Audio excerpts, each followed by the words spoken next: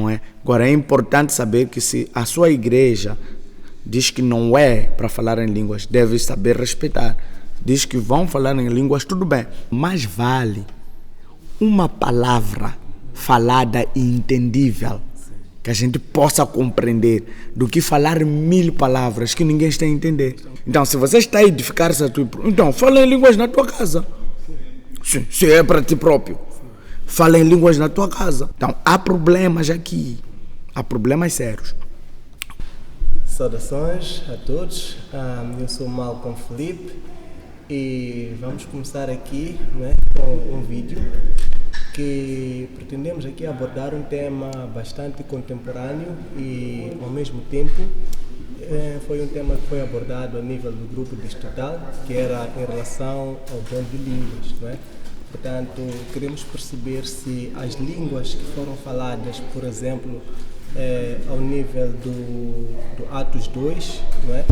Ali quando estávamos no dia de Pentecostes e o Espírito Santo desceu, viram-se as línguas como de fogo e as pessoas começaram a falar em outras línguas. Queremos saber se essas línguas, de fato, eram línguas humanas, não é? Eram línguas perceptíveis, não é? Estamos a falar de Xangana, português, não é? Xitsua, inglês, francês, entre outras, ou se em algum momento são línguas espirituais, né? As chamadas as línguas dos anjos. Tanto é que os pentecostais hoje fazem as orações em línguas, né? Dizem que é uma língua, tanto que quando eles falam, eles mesmos não conseguem perceber e as outras pessoas que ouvem também não conseguem perceber. Então é uma língua estranha, é uma língua talvez dos anjos, como é chamada. Queremos saber se isso aí, como é que podemos analisar isso a nível da Bíblia, e para isso temos aqui hoje o reverendo Laurindo Chaguala, ele que vai nos explicar melhor a este respeito. Pastor, o dom de línguas é bíblico e será que o dom de línguas também influencia na salvação? O que é que pode nos dizer acerca do dom de línguas de forma geral? Bom, muito boa tarde, quero agradecer por este convite estendido a nós, numa tarde como esta de domingo, partilharmos e refletirmos acerca deste tema bastante discutido no mundo evangélico. É um tema que não passa despercebido, sobretudo na atualidade, onde vemos esta questão do dom de falar em línguas estranhas tem se evidenciado bastante, sobretudo nos movimentos novos, nas igrejas pentecostais que têm surgido ao redor do mundo. E quero agradecer assim Malcolm por este momento de trazer este tema à luz. É bastante importante porque damos continuidade com aquelas que são as discussões. Nós nunca devemos parar de discutir para entender melhor e para melhor receber revelações vindas de Deus, e isso tem tudo a ver com a nossa vida espiritual. Bom, a pergunta que me faz é muito interessante, sobretudo quando começou esta conversa por descrever o acontecimento do Pentecoste, quando o Espírito Santo desce no Pentecoste e dota as pessoas que estavam lá do dom de falar em outras línguas. Porque aqui há duas coisas: a falar em línguas e a falar outras línguas. Esses dois termos são diferentes. Falar em línguas é exatamente aquilo que o apóstolo Paulo descreve na 1 de Coríntios 14. Todo o capítulo 14, o apóstolo Paulo centra-se a falar sobre isto, falar em línguas estranhas, que chama-se falar em línguas. Agora, falar outras línguas, tipo falar as línguas que temos no mundo inteiro, nos continentes. Estamos a falar de português, Xangana, inglês, francês, Xitsua, todas as línguas que nós conhecemos. E é exatamente isto que aconteceu no Pentecoste. O movimento pentecostal faz uma confusão muito grande aqui no que realmente aconteceu no dia de Pentecoste. E isto é simples rebater com a carta aos Coríntios, 1 de Coríntios 14, né? O apóstolo Paulo coloca uma diferença entre falar outras línguas e falar em línguas. O que aconteceu no Pentecoste? Nós sabemos que Deus escolheu um povo para ser o seu representante, que era o povo de Israel. O povo de Israel foi escolhido não porque era o melhor povo que nós poderíamos ter. Haviam tantos outros povos, não é? Nós tínhamos, por exemplo, quando temos a descendência do Noé, temos o Sem, temos o Cã e temos o Jafé. Eles representavam os 3 continentes: o continente africano, o continente asiático e o continente europeu. Não é? Então, o continente americano é uma junção do continente europeu e o continente asiático. Então, temos esta junção.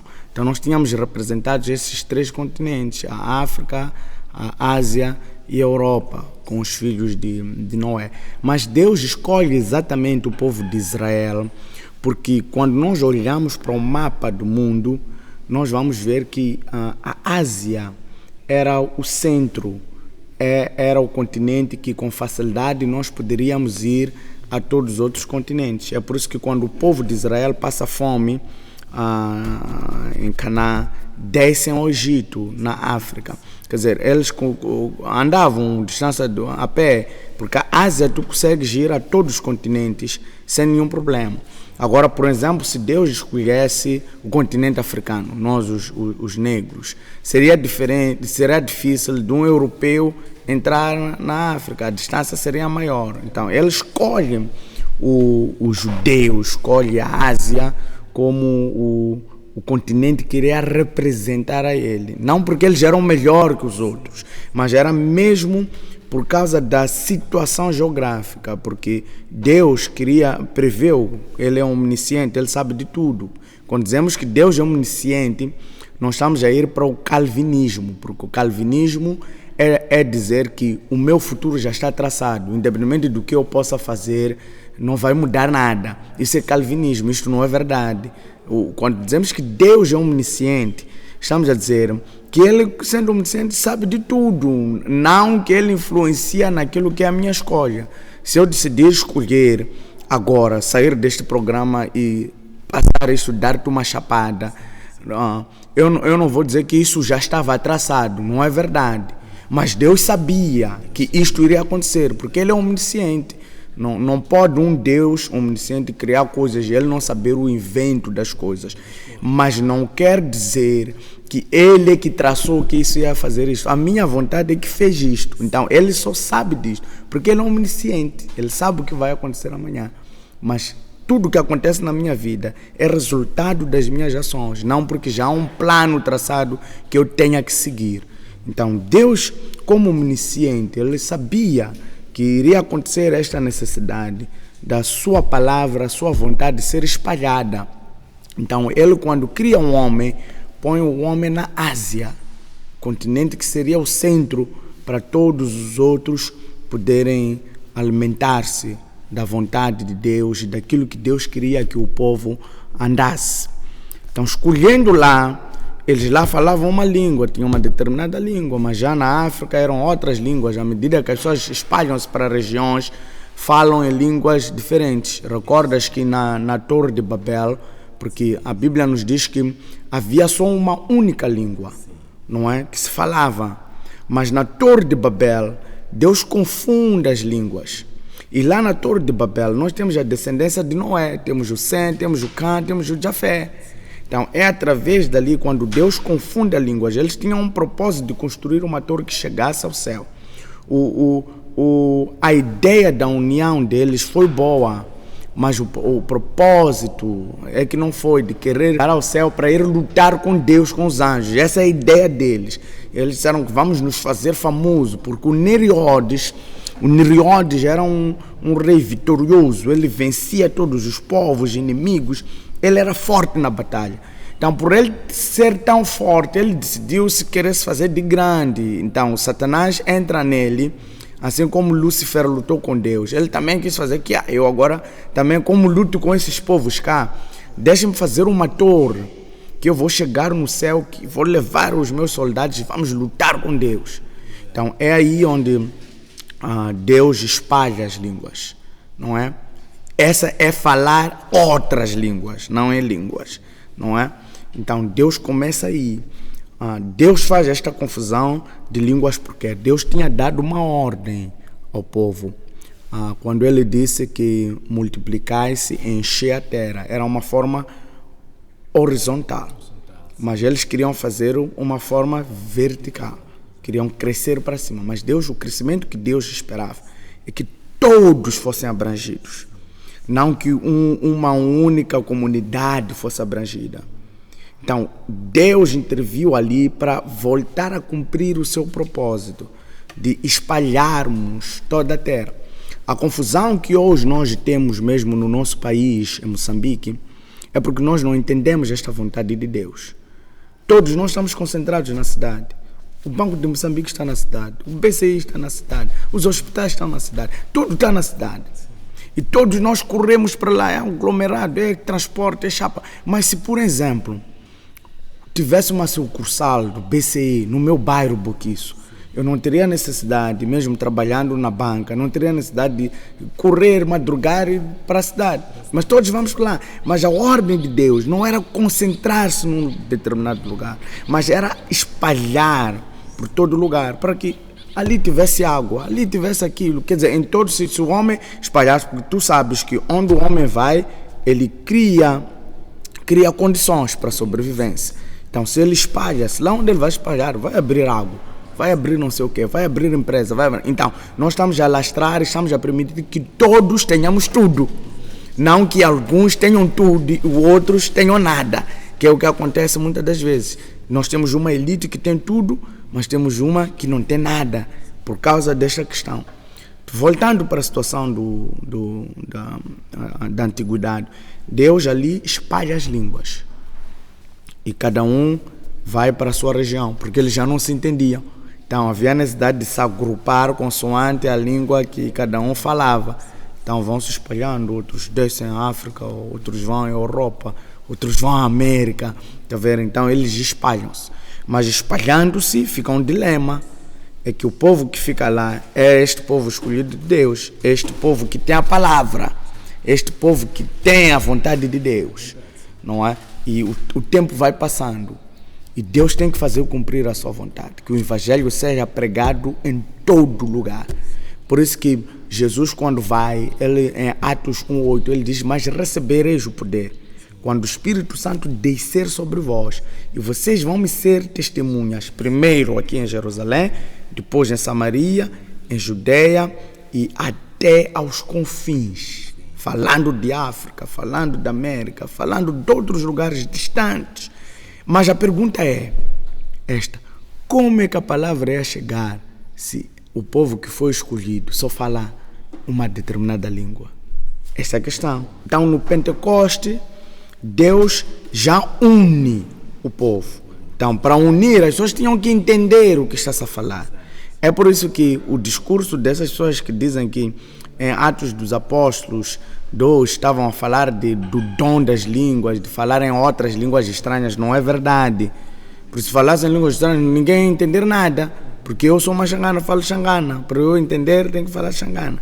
Então, no Pentecoste, os discípulos, as pessoas que estavam lá, eles ouviam as pessoas a falarem em suas próprias línguas. É por isso que até a Bíblia diz: como é que aquele que é judeu está a falar uma outra língua? Eu estou a ouvir o evangelho na minha própria língua.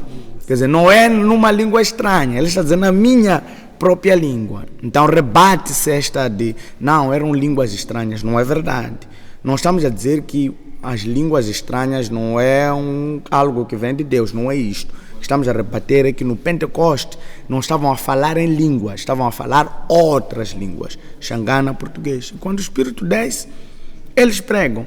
E veja só o que a multidão que está lá diz: tem cá judeus, tem cá africanos, tem prosélitos, mas estamos a ouvir todas essas línguas. O que é que se passa? Será que esses aqui estão bêbados? O que é que se passa com eles? Foi quando Pedro levantou. Ele disse que não, ninguém está bêbado aqui. Na verdade, está-se a cumprir a profecia do profeta Joel, que nos últimos tempos, Deus diz: derramará o seu espírito não é? As vossas filhas profetizarão, que os jovens terão visão, Então o apóstolo Pedro levanta-se e defende isto, não é? E vejam só que as pessoas foram unidas ali, espalharam o propósito de Deus através das outras línguas, não de falar em línguas estranhas, das outras línguas. E veja que quando a festa do Pentecostes termina, a primeira igreja em África foi plantada na Etiópia. A primeira igreja evangélica em África foi implantada na Etiópia. Recordas tu que quando voltava um certo homem, encontra-se com Filipe, ele estava no seu cavalo, era um eunuco. Na Bíblia, quando se falam de eunuco, estão a falar de alguém de um povo desprezível, um negro, um preto ou um africano. Quando se diz um eunuco, na Bíblia era proibido mencionar o nome de escravo ou mencionar o escravo. Então qualquer coisa que tinha a ver com algo desprezível, um ser desprezível ou um africano de cor preta, era chamado de eunuco. Então a Bíblia nem nos diz o nome, só diz um eunuco, um alto oficial da rainha da Etiópia. Esteve lá no Pentecostes. Então ele estava no seu cavalo, estava a ler o livro de Isaías, que dizia que Jesus foi moído. Então ele, quando encontra-se com Filipe, ele pergunta-se, mas aqui estão a falar do quê? Então Filipe explica-se, não, Jesus morreu por nós. Então ele pergunta, como é que eu posso fazer a cidade? Então Filipe diz, não, vocês têm que ser batizados e serás salvo. Então, ele disse, tá bem, eu aceito. E ele disse que a condição era ter água para o batizar. Então ele identificou o eunuco, o etíope, disse, está de água, batiza-me. Foi batizado. Foi este que foi fundar a primeira igreja. Mas como é que ele conseguiu isto? Porque teve a transmissão do evangelho. Não, ele percebeu o derramamento do Espírito Santo e voltou para o seu país. Outros também não foram mencionados, mas fizeram a mesma coisa, provavelmente. É por isso que o evangelho acabou se espalhando por este tipo. Agora, o dom de falar em línguas estranhas. Na primeira carta de Coríntios 14, é que começa o grande debate. É bíblico, não é bíblico? É satânico, não é satânico? Há dúvida ainda. O apóstolo Paulo também tem dúvida do assunto. Por que eu digo que o apóstolo Paulo tem dúvida? O apóstolo Paulo teve medo de incorrer a um erro de dizer que não é de Deus e depois ser de Deus. Então o apóstolo Paulo põe-se no meio, não é?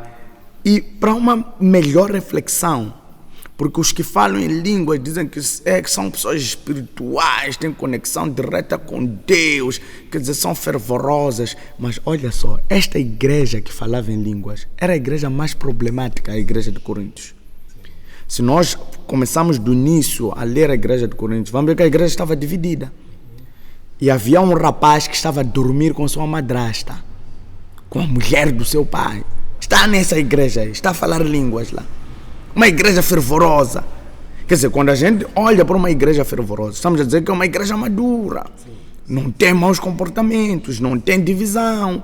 Então, esta igreja que era potencial no dom de falar em línguas, que dizem que edifica, você é um ser espiritual, tem conexão com os anjos, diretamente com Deus. Então, quando tem essas conexões, até essas coisas de calças desaparecem, as sainhas desaparecem, os problemas desaparecem, porque você está no espírito. Então, a pergunta é, como é que essa igreja que falava tão em línguas é a igreja mais problemática? Como? Esta pergunta. Então, esta é uma pergunta a refletir. Por isso que alguns dizem que não. Esta coisa de falar em línguas não é de Deus. O apóstolo Paulo não disse é de Deus ou se não é. Mas ele diz, se é de Deus, devem haver regras a se fazer. Para não extinguir o espírito. Porque a palavra bíblica em 1 Tessalonicenses diz, não extingais o espírito. Não meçam o espírito. Pode ser que Deus queira se revelar de uma maneira que nós não percebemos. Então não podemos dizer que não é coisa de Deus só porque não percebemos. Por isso que é perigoso dizer que se falar em línguas é ou não de Deus, não é? Agora é importante saber que se a sua igreja diz que não é para falar em línguas, deve saber respeitar. diz que vão falar em línguas, tudo bem. Mas o apóstolo Paulo põe condições aqui. O apóstolo Paulo diz uma coisa muito bonita. Ele diz, mais vale uma palavra falada e entendível, que a gente possa compreender, do que falar 1000 palavras que ninguém está a entender. Em outras palavras, o apóstolo Paulo está a rebater o falar em línguas. Está a dizer que, irmãos, não é conveniente. Mas ele não quer exclamar isso categoricamente para não ferir o Espírito de Deus, porque pode estar a extinguir o Espírito, ser algo de Deus, mas que nós estamos a tentar cortar para não ser de Deus. Então o apóstolo Paulo põe condições aqui.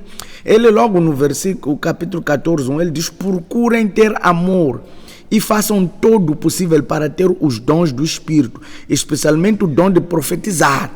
Quer dizer, ele sai do falar em línguas, porque eles punham falar em línguas como a coisa mais importante. Ele diz, principalmente o dom de profetizar, porque quando você profetiza, está a dizer à pessoa segredos da vida dele, o que vai acontecer, o que Deus quer que ele. Agora, quando você fala em línguas, você está a edificar-se a si próprio. Então, se você está a edificar-se a si próprio, então, fala em línguas na tua casa. Se é para ti próprio, fala em línguas na tua casa. Quando vier à igreja, fala coisas que as pessoas entendem para a sua edificação.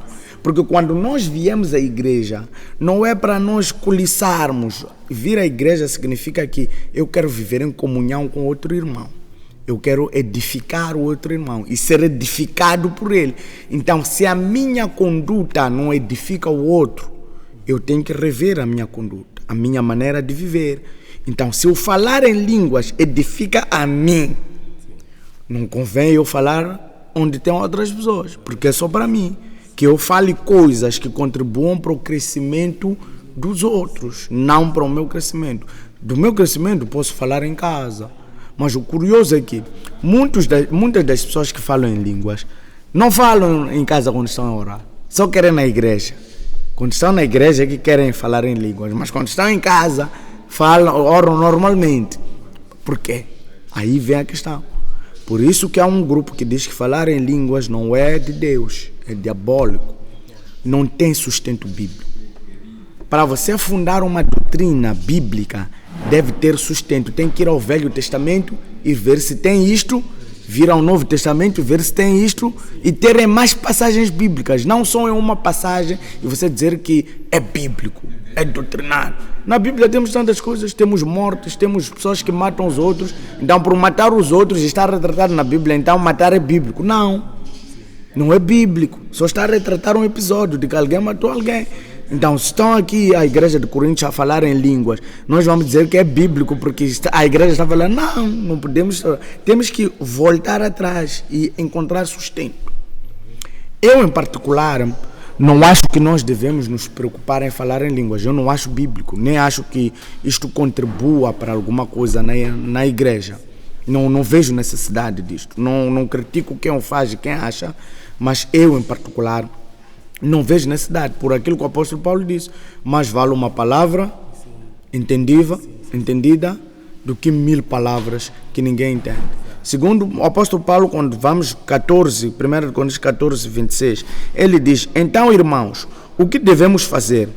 Quando vocês se reunirem, um tem hino, outro tem alguma coisa para ensinar, outro traz uma revelação de Deus, outro fala em uma outra língua e ainda outro interpreta essa língua. Devemos fazer tudo para fortalecer a igreja. Quer dizer que quando temos irmãos que falam em línguas, temos que ter quem interprete. Se queremos falar em línguas, tudo bem, queremos falar em línguas, que haja os que estão a falar em línguas, mas que haja um irmão que vai interpretar, dizer o irmão Malcolm, aquele que estava a falar em línguas, Deus está a dizer isto, porque é para a edificação da igreja. Então, se não há esta pessoa que não se fala em línguas, o cenário que a gente vê nas igrejas, porque hoje a igreja tornou-se digital, é que chega um momento em que o próprio pastor é que diz, comecem a falar em línguas, falem em línguas. Quer dizer, ele que ordena? Não, tem que ser o Espírito Santo que move um irmão a falar em línguas. Não é alguém que tem que dizer, agora vamos falar em língua. Como assim? Quando você diz, agora vamos falar em língua, quer dizer que você está a colocar no lugar de Deus. Então, não é Deus então que está a gerir aquilo, é você como pessoa. Agora, o Espírito quando desce, não é o pastor que controla. Não há ninguém que controla o Espírito, dizer que agora o Espírito está a descer. Não, o Espírito desce na sua vontade. Nós não mandamos Deus. Deus não é nosso empregado. Para que chegue uma hora eu diga, agora atua Deus. Não. Deus não é um nosso empregado. Ele atua na hora que Ele quiser, nas circunstâncias que Ele quiser. Não é todos os dias, eu estou a dizer, agora fale línguas. Quem entra hoje na igreja é convertido hoje e torna-se maduro hoje. Então, se a pessoa está a começar a falar em línguas, entrou hoje na igreja, aceitou Jesus hoje, está a começar a falar hoje em línguas, irmão, isto não é de Deus. Não é de Deus. O crescimento requer tempo. O amadurecimento, mesmo uma fruta, quando começam a sair as florzinhas, nós sabemos que está a virar fruta, mas a fruta sai pequenina e vai crescendo até amadurecer. Não é logo que saiu aquilo, saiu a fruta e já amadureceu. Não. Então, há problemas aqui. Há problemas sérios. Por último, para rebater esta questão de falar em línguas, uma coisa muito importante que nós temos que reter como cristãos, para não sairmos do foco, é retermos que a maior revelação de Deus é a pessoa de Jesus Cristo.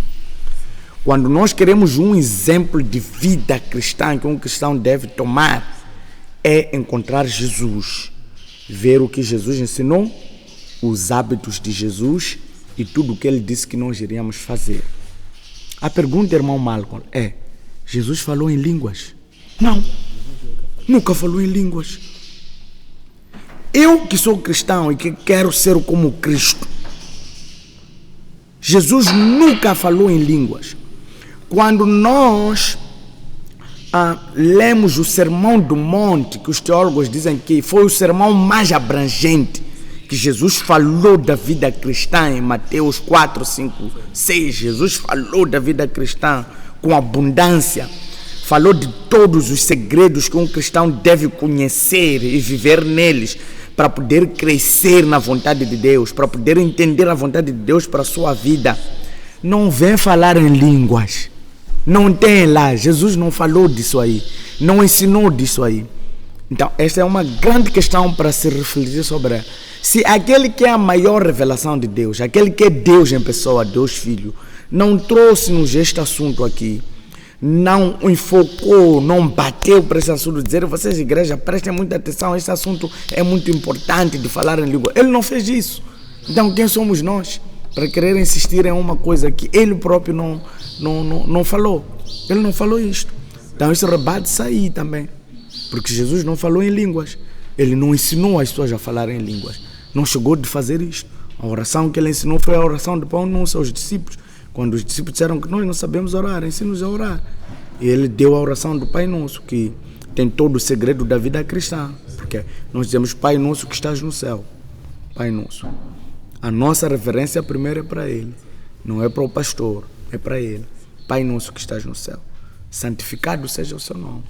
Depois diz, venha a nós o seu reino. Quer dizer, a sua vontade lá no céu, que venha para nós aqui. Venha a nós o seu reino. Assim na terra como no céu. O que acontece lá no céu, queremos que aconteça assim. Depois volta para o quê? Para as necessidades do homem. Primeiro remete-nos a Deus, olhar para Deus. Nosso foco não é o homem, não é o pai pastor, não é o profeta, não é o apóstolo, não é o que o profeta diz, não é o que... Não. Primeiro Deus. Depois querer que a vontade de Deus seja feita em nós. Depois vamos para a nossa necessidade. O pão nosso de cada dia. Nos dai hoje. Senhor, dê-nos o pão nosso. Além da sua vontade, que é a nossa comida espiritual, dê-nos o pão nosso de cada dia. Depois vai além. Perdoe as nossas dívidas, assim como nós perdoamos. Uma relação. Está a mostrar que eu tenho que ter boa relação consigo. Assim como Ele me perdoou, eu tenho que te perdoar. Porque na luta, na conquista pelo pão, nós nos pisamos. Na luta com o pão, alguns até vão aos curandeiros, porque querem pão, querem status, querem o que quer. Então, nessa luta, nós nos pisamos, nós nos ofendemos. Então, Ele está a dizer que não, perdoe as minhas dívidas. Assim como nós temos perdoado os que nos têm ofendido, não nos deixe cair em tentação. Que este pão que a gente vai buscar não nos faça cair em tentação. Vão vir outros querer nos dar este pão, mas que vão querer outras coisas, sacrifício, mas que este pão não nos faça cair em tentação. Livra-nos do mal, não é? Então, porque teu é o reino, é o poder, e a glória para todo sempre. Ele começa com Deus, volta para si, devolve a Deus, não é? Então, esta é uma reflexão que o cristão deve ter. Jesus não chegou a ensinar outra coisa. Então, o segredo da vida está nesta oração do Pai Nosso. Não está em nenhuma outra coisa. Este é o segredo da vida do cristão. Entender a oração do Pai Nosso. E saber que primeiro Deus, querer que a vontade dele seja feita em nossas vidas. Perdoarmos, vivermos em comunhão com os outros. Não cair em tentação. Ele livra-nos do mal. Depois voltar a devolver a glória para Ele. Não? Isso aconteceu. Teu é o reino, é o poder e a glória para todo sempre. Amém. Era este que eu queria partilhar, esta reflexão consigo e com todos que provavelmente irão nos acompanhar. E muito obrigado.